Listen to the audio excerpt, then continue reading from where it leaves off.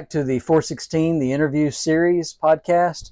And with me today is Scott Kelley. We are in Brockport, New York, and have been for this week. So we are taking the opportunity, and I'm glad for you to sit down with me and just talk about the work here a little bit. But first, introduce yourself and your role here at the Brockport congregation.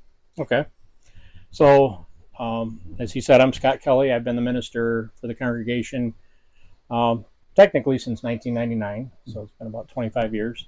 More or less full-time since 2016, when I decided I was kind of done with factory work and decided it was time to, we had been kind of switching back and forth with some of the men sharing the pulpit and taking our turns. And we decided it was time to have somebody maybe a little more focused on the work. And I was ready to kind of stop working in the factories. And so the timing worked out well. And so, I spoke with the congregation. They asked me if I would take on the work full time. And we talked about salary and all that necessary stuff. You still have to pay the bills. And they said, well, it looks like this is, and of course, I was heavily involved in the money, so I kind of had an idea how much they couldn't afford to pay me. So I said, I may have to do something else to support myself. And so I thought, what could I do that would still allow me the time to be able to put into the work and yet make sure that I had health insurance and all those necessary things. And so I decided to start training to be a school bus driver. And so that has provided a little extra income, plus some New York State retirement benefits and things like that come along with that. And the main thing was my health insurance. And so that's worked out pretty well. Like I said, it's been since 2016 that we've been doing that. I remember the day we talked about it, I came home and I asked my wife, I said, what do you think about being a preacher's wife? As I said, we had 2 or 3 men that we'd kind of taken turns doing the preaching and sometimes have guest speakers come in.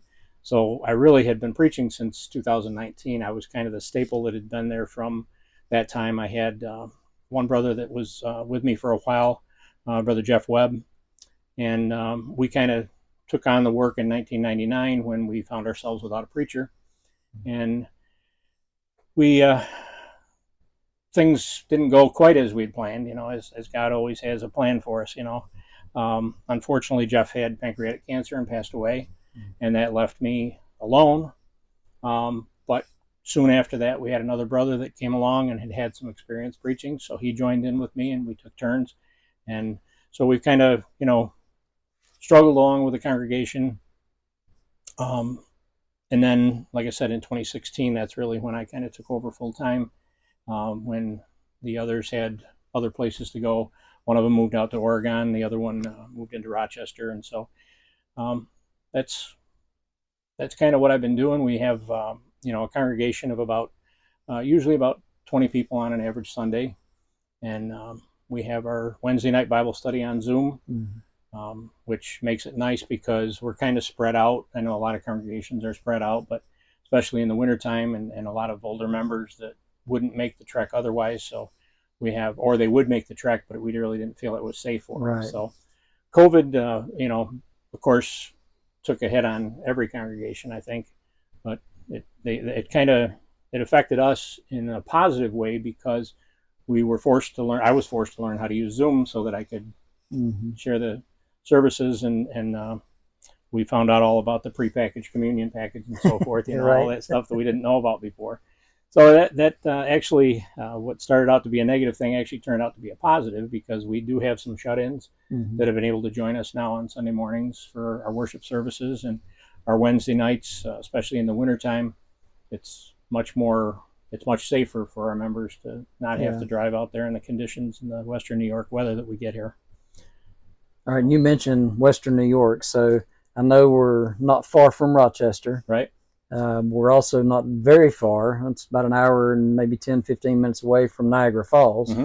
And so in the northwestern portion of New York is where we are, which is, there's a lot of farm country as we've been traveling through. We've seen a ton of farms. It's very beautiful land.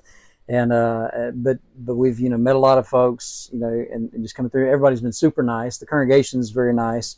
And so, this is why we do this, is to try to highlight or spotlight, congregations and good works in the brotherhood and so forth. But this is definitely an area, and people come to the area to visit, either go to Niagara or different things. But there's also SUNY Brockport, you said, was right here. So, the State University of New York is right here in town as well. So that is probably a good opportunity.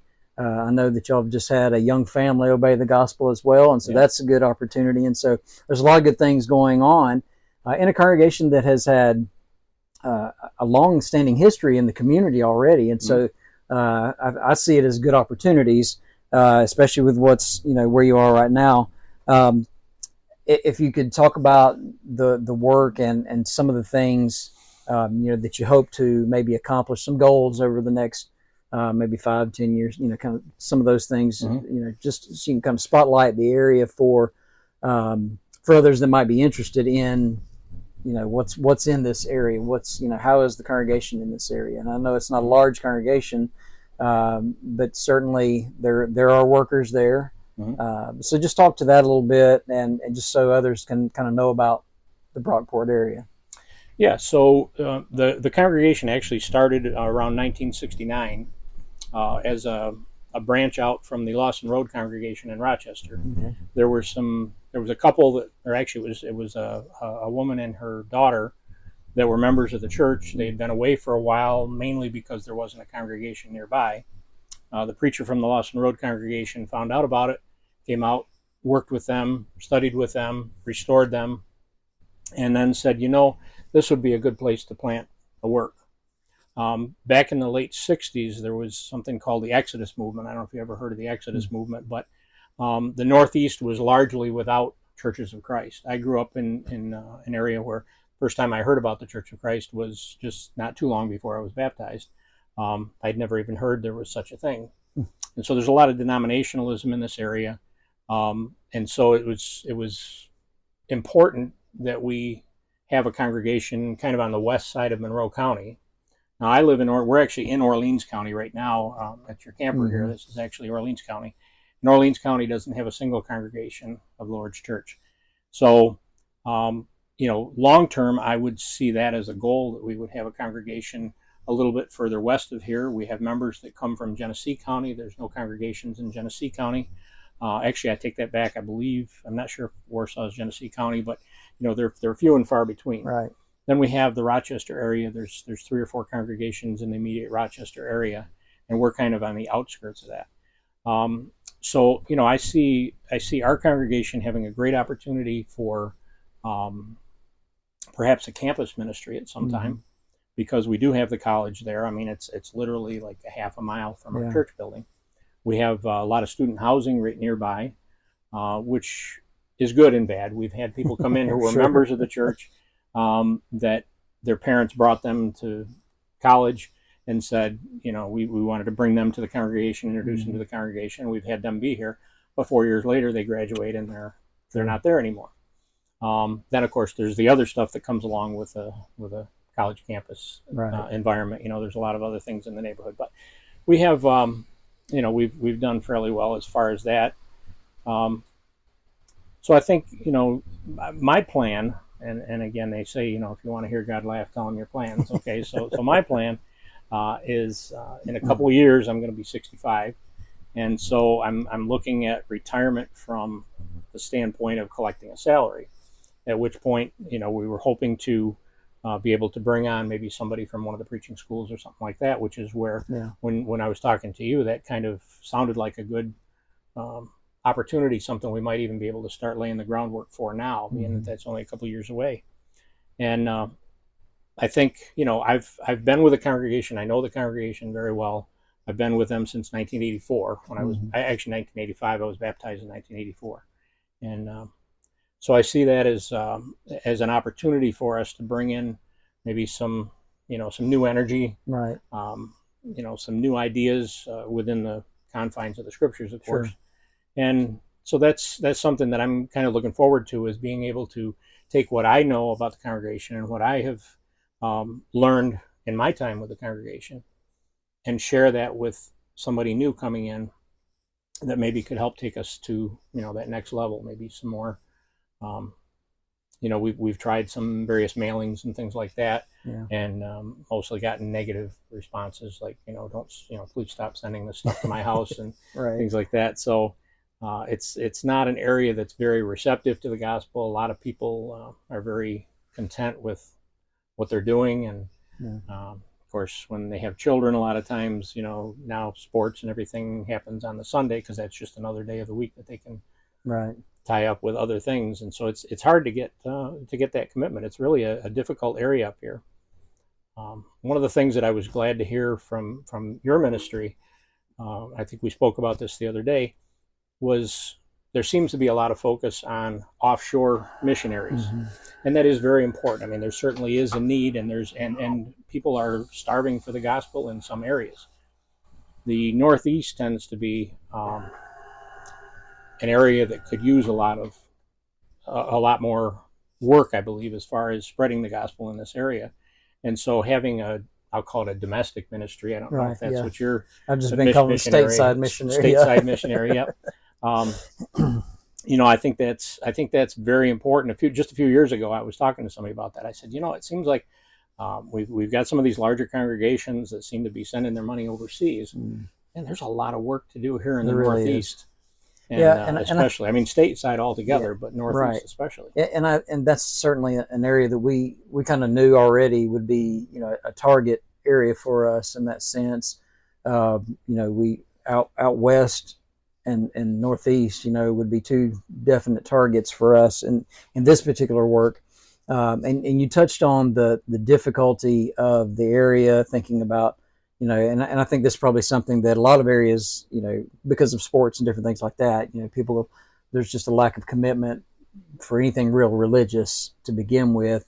And certainly I think we could spend some time, and there needs to be a lot of time spent in the Northeast. And so by highlighting this, we're hoping we get some energy and some ideas that may be flowing, and with people thinking about, okay, well, we could go up there, you know, even if they would commit for a couple years to come, you know, to a particular area and work and help, even if they're not the minister there. But if a family wanted to move and help and do that, what a benefit that would certainly be in the kingdom. And so, well, Scott, thank you for sitting down with me for just a few minutes and just talking about the work.